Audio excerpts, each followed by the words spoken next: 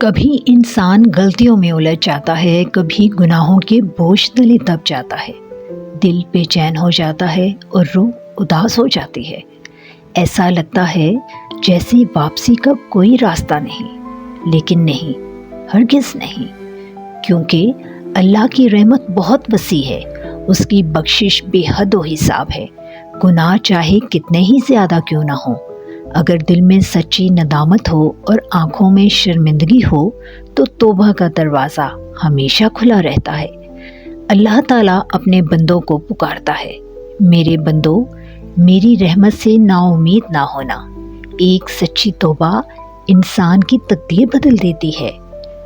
توبہ صرف زبان سے کہہ دینے کا نام نہیں، یہ دل کی گہرائی سے نکلنے والی صدا ہے، یہ آنکھوں سے بہنے والے آنسو ہیں، یہ آئندہ گناہ چھوڑ دینے کا پکا عزم ہے۔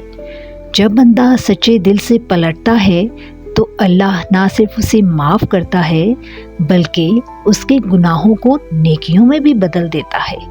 سوچئے، وہ رب جو 70 ماؤں سے بڑھ کر محبت کرتا ہے، وہ اپنے بندے کو کیسے ٹھکرا سکتا ہے؟